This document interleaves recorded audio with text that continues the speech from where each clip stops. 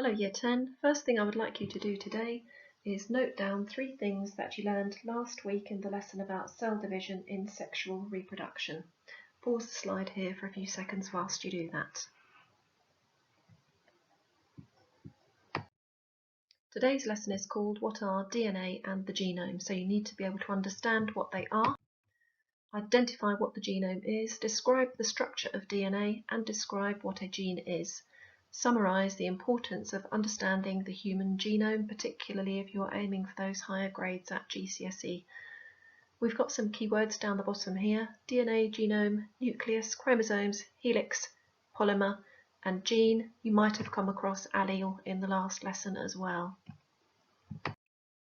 So first of all, let's look at what DNA actually is.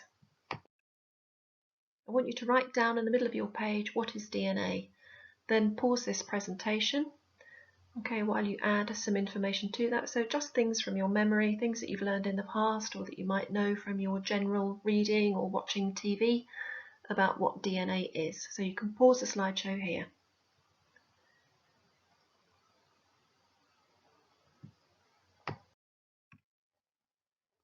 Looking at the DNA molecule on the right hand side here, you may be familiar with that sort of shape, probably not supported by a little plasticine man, but you have probably seen similar images of a sort of twisted ladder looking structure. Okay, so that twisted ladder looking structure is DNA. So DNA is a molecule and it's a polymer, poly meaning many. Okay, so it's many repeating units that make up that long ladder that forms your DNA. Okay, so we've got 2 strands, the blue parts on that image, they're called the backbone, and they're bonded together by the little cross bridges or rungs of the ladder, and when that gets twisted, that forms a double helix. So where do we find the DNA? This is an image of a cell, which you might find inside the body, okay, in the pink. In the centre of that cell we have a nucleus in purple, and inside that nucleus are the chromosomes. Now if you count up those chromosomes, I think you'll find 12 in this particular cell, and in fact different species do have different numbers of chromosomes. So cats are different from dogs, dogs are different from humans, and you should have learnt in your previous lessons that chromosomes in humans make up 23 pairs, giving you a total of 46 chromosomes in your body cells. The gametes, so the egg and the sperm cells, only have 23 chromosomes. Okay, it can be a little bit misleading in exam questions because they usually do not show you all of the chromosomes for the particular species, normally human, just because it's too difficult to show 23 pairs of chromosomes. Now on the right hand side here we have an image of the coiled structure of DNA that has wound itself into the shape of the chromosome. Okay, the genes are found along the DNA strand. Okay, so if we follow the strand down its shape here, we'll come back to that sort of twisted helix image that we had on a previous slide. Okay, and the ladder opening up here to show you different base pairs that link the 2 blue strands, the backbones of that DNA together. Okay, you only need to know what these base pair letters mean if you're doing biology on its own rather than as combined science. Okay, so don't worry about that too much, other than to know that the base pairs link those 2 backbones together. So this image is just showing you one of the chromosomes separated out from the nucleus of this cell, and you can see that we have got matching bands across that chromosome. Okay, so if you can imagine that the left hand side came from your mother, the right hand side came from your father, and that these bands each represent a gene. Okay, so this might be the gene for eye colour, and you'll have received this gene from eye colour from your mother and this one from your father, for instance. Okay, maybe that gene is for eye colour. Okay, so these 2 genes are the same, they're characterising your eye colour, but they might be different to one another in that this one, for instance, might be for coding for blue eyes and this one might be coding for brown eyes. Okay, you may have come across the word alleles. So these would be the alleles for this chromosome, one allele from one parent, one allele from the other parent. I usually show the idea of the DNA structure in the lab by using a beaded necklace, and I've managed to find this one laying around at home. Okay, so my beaded necklace represents the double-stranded DNA molecule, and you can see that it's made up of, in this case, different coloured beads or different molecules, okay, along each of those two strands. What I'm trying to indicate here between my two fingertips is the fact that one gene is a section of that DNA molecule, okay, and one gene will code for a particular protein or characteristic that will be expressed in your body.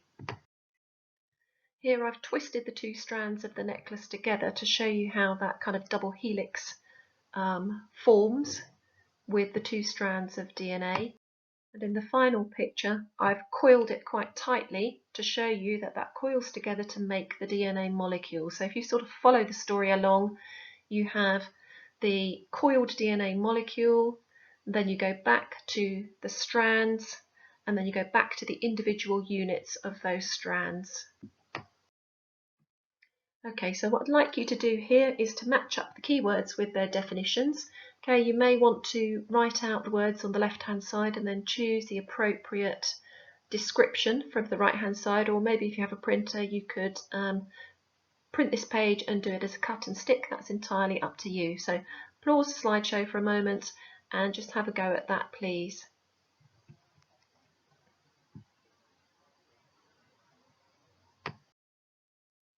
Okay, so we'll have a look at how you did now. Check your answers as you go along and do any green penning that you need to. So the first one, the DNA itself, we said it's a polymer made up of repeating units. The molecule twists to form that double helix, and it carries the genetic information in your body. A gene is just a small section of that DNA, and it's going to code for proteins. You may be aware, or you may have studied before, the fact that proteins are made up of amino acids. The next word is chromosome. The chromosomes are found within the nucleus of the cells, and they contain thousands of genes in their structure. Okay, the only cells that we talk about having no nucleus in our bodies are the red blood cells. Hopefully you came across that last time. The nucleus of the cell is the structure that contains the DNA and controls the cell's functions. At key stage 3 you might have been told that the nucleus is the brain of the cell. Please don't write that on your exam paper because you will not get a mark for it. You do need to say that it controls the cell or the activities of the cell. Okay, amino acids are simple compounds that join together to form proteins, and they're coded for by the DNA. Okay, so the genes tell your body which amino acids it needs to make, and therefore which proteins will be formed. Okay, so now that you've done that little matching exercise, can you write just one summary paragraph using the words DNA, gene, chromosome, nucleus and cell to describe what we've just learnt? You can pause the slides.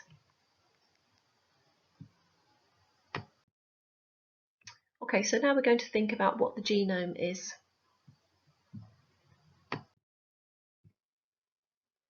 In every organism, there is an amount of DNA within the cells, and the genome of that organism is therefore the entire genetic material of that organism. The human genome's been studied in detail now, and that's been very significant for understanding certain aspects of diseases, how and why different genes and which genes control certain diseases and certain characteristics in our body. What I would like you to do is watch the 5-minute YouTube video that is linked to this slide. Okay, but before you do that, I want you to write down the questions that are on the next slide and produce some answers for that, or write in full sentences. If you want to keep pausing the YouTube video, that's fine. Okay, so these are the questions that I want you to write down and then watch the video.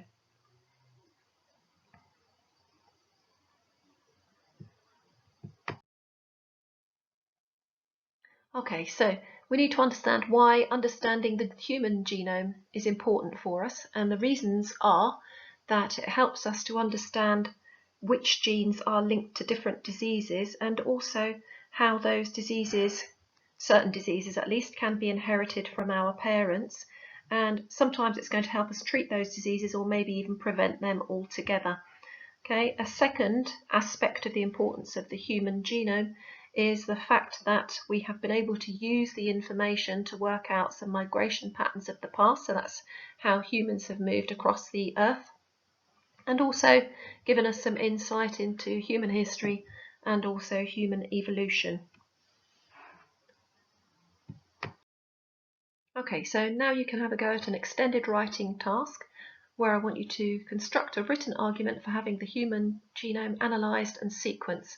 You can use the textbook to support you with this, so go into Caboodle and have a look at pages 166 and 167 to help you do that. If you want to take it a little bit further, you can see on the right hand side there it says stretch and challenge. You can construct an opposing argument, okay? But for the basic part of this, the first bit, there are some success criteria at the bottom of this slide. So you do need to identify what the genome is, and this is quite a popular exam question, comes up on the paper nearly every year. Then you need to describe the structure of DNA and describe what a gene is, and finally for the higher grades you need to be able to summarise the importance of understanding the human genome.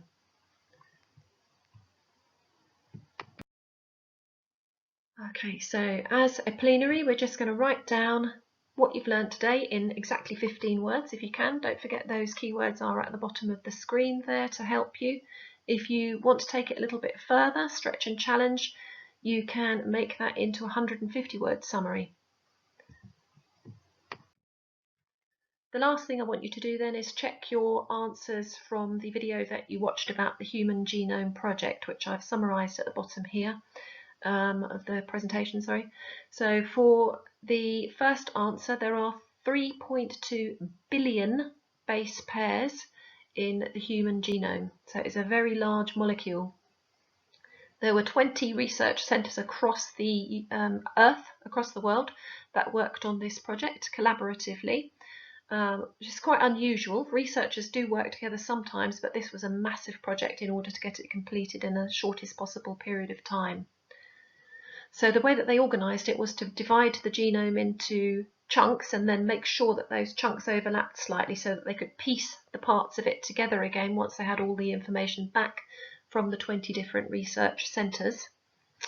In order to get the information, they put the human DNA into artificial chromosomes within bacteria, because bacteria reproduce much more quickly than human cells, and they used a method called the Sanger method to sequence the DNA, so to find out which of those bases were where on that DNA molecule. They shared the data between them immediately to move the project forward much faster than it would normally.